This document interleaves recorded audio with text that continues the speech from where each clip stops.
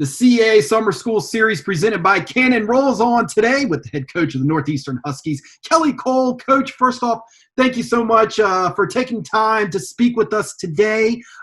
How are you and your health, and along with your family and everyone in your inner circle, in regards to the COVID-19 pandemic?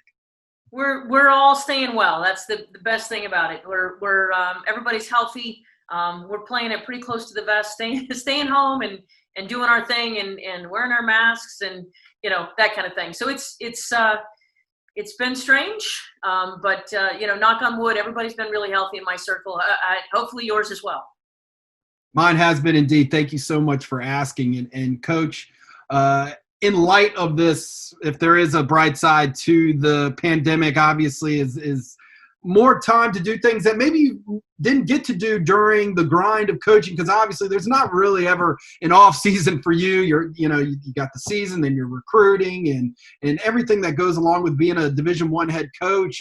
What have you been able to do this off season, maybe compared to other off seasons? Have you been able to catch up on any great Netflix shows, or is it just extended family time and things like that? Yeah, it's like I said, I almost sometimes feel guilty. It has been kind of a nice change of pace. And I'm not much of a Netflix TV person. I was an English lit major in college, so I am definitely a reader and have enjoyed a lot more, time for reading and things like that. I've also taken up the ukulele this summer. Yeah, right. Go figure. So I'm not much of a singer, but I am learning a few good songs and, chasing my kids around and things like that. It's fun to just have a little bit of quiet time and whatnot. So that's been kind of fun. Just outdoor time, being around. I've gotten a lot of exercise in. That's time, you don't have time sometimes when you're working 14, 16 hours a day to fit in that workout. So I've gotten a lot of exercise and stuff like that. So it's just been great, family time that we don't have. I don't know if my daughter's so thrilled. I've been playing a lot of basketball with her. And I think she's like, no, you can go back to work now, Mom. So, but it's been good. A lot of new things that we don't usually have time for. Absolutely. And Coach, let's talk about basketball a little bit in regards to COVID-19. What have been the biggest challenges and obstacles that you have faced being a coach during this pandemic?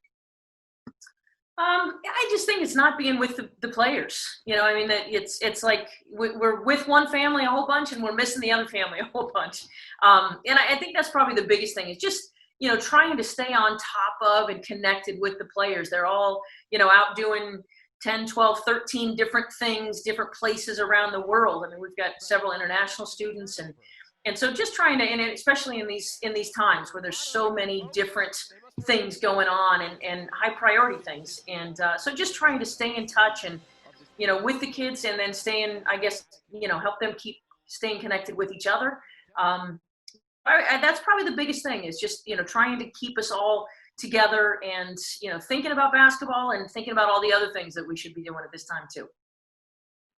Coach, with this situation being so fluid and nearly changing for lots of people every day, especially when it comes to college campuses and getting your student athletes back, as we sit today, what is the plan for your team moving forward? When do you plan on getting back together again? How will those workouts kind of look like? What is the strategy, if there is one at this moment, for you and your program? Right. And again, we haven't seen our kids, in person since March 12th. When we landed back on campus from the tournament. So that's a long time. That's a long time. And I think the university's been fantastic about, having plans and rolling with things and laying it out. And I think being pretty transparent and very forward thinking in terms of, what's next, or this is plan A, B, C, D through F or Z, for that matter. And so I think, one of the things is we won't see the kids. We're looking forward. They're starting to move back, I think, on the 28th, or our first players are moving back on the 30th of August. I think the last maybe on the 6th or 7th.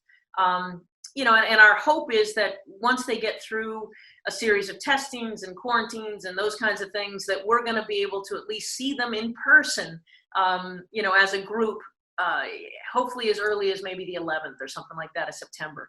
And from there, we've been talking to the medical staff and whatnot on campus. And I think from there, it's, we're going to be able to get into the weight room. They're going to be able to get into the gyms. I think we're going to be able to get in and start doing some one-on-one stuff and some small group activities and those kinds of things in a safe environment for everybody pretty quickly after we get back.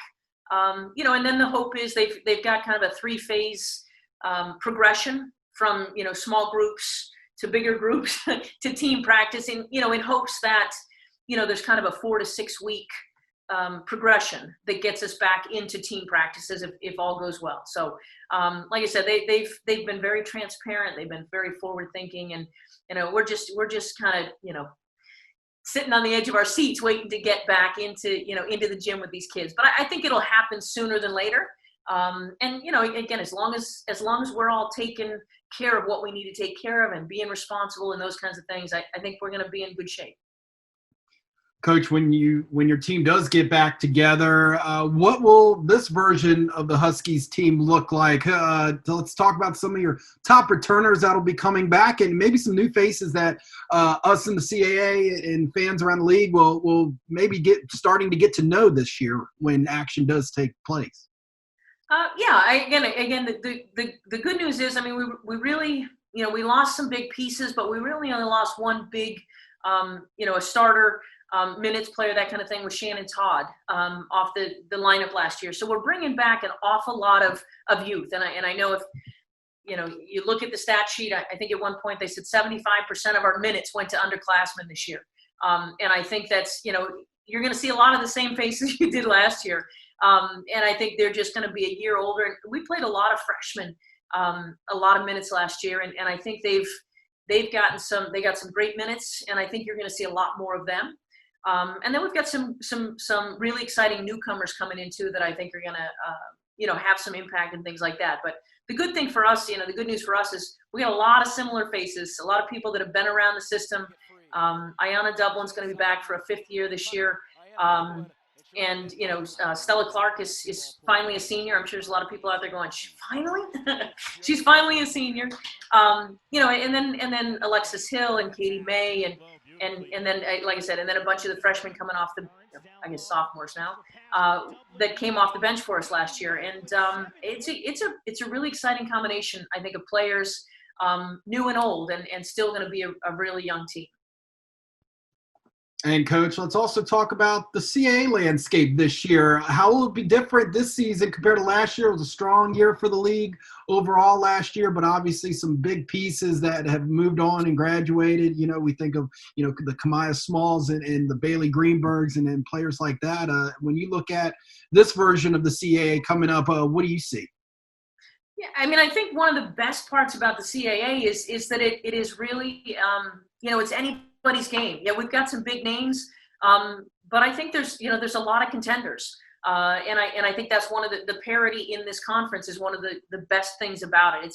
There's no one team sitting on top, and there's out of 10 teams, there's probably 7 or 8 that are vying for the top 2-3 spots every year as we come in, and I think that's for us, that's a really exciting piece about it. Is every year you come in, you're like, all right, this is the year it's going to be ours.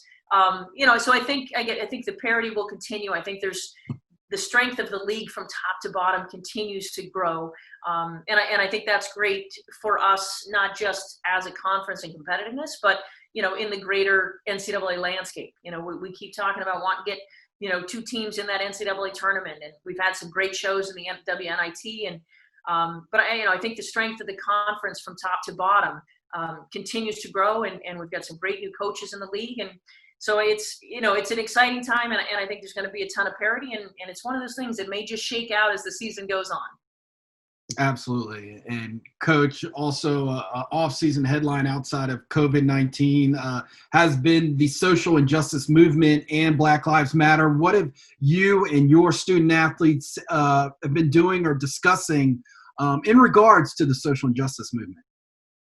Yeah, I think it's been a really, I think, great opportunity for me, for my staff, for our program, just in terms of, having the time and the opportunity to talk about some of these things that, in a regular day when they're going to school and they're, playing basketball and they're training, and that we just, we sometimes don't have the opportunity to look at it and to deal with on this kind of a level. And I think it's been a really good opportunity for all of us, just, for that growth mindset kind of thing. And we've had, our players have been extremely active. I would say probably 75-80% of our players have been involved in protests in their cities and local communities, and active. New York, Washington D.C., Baltimore, Atlanta. One of our players, Kendall Kearns, even organized a protest, out on Cape Cod in Falmouth. And so I think they've been very, very active in terms of the protests and the voices and things like that, in terms of social justice, in terms of voting, in terms of justice and programs on campus and within the athletic department. We've had forums, we've had discussions with our alumni, about what can we be doing, how do we use our voice and our platform to be better advocates and allies in fighting the social injustices going on. One of our players, Mide, was just kind of put into position or voted in or took the position of president in our NU Black Athletes Caucus, which is just, again, her stepping up to be a bigger voice in the community on campus. The team is running and I'm going to look at, so I make sure I get it right.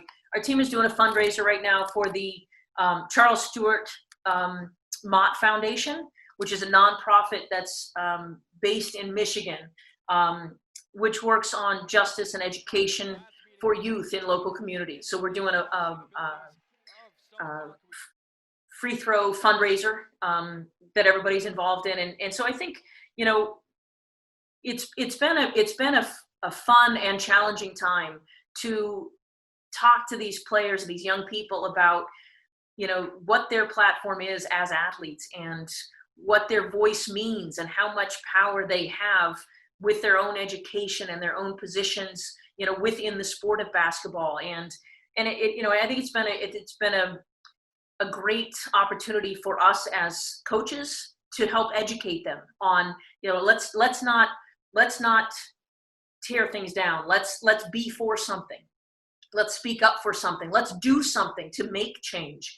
And things like that, as opposed to sitting back and saying, well, my voice doesn't matter, or what do I have to say, or who's listening to me? And I think so that the call to action has been a fun piece of helping these young people grow up and be, active, engaged members of what's going on. And they've been leading the sound. Absolutely. Well, Coach, thank you so much for sharing the insides of the Northeastern program, your program, in regards to the social justice movement. And thank you for taking time sharing your summer with us. You stay safe, your family, your team, and hopefully we see the Huskies on the court fairly soon. Absolutely. Stay well to yourself, and we appreciate the time. This is a great little program. Thank you, Coach. Thank you.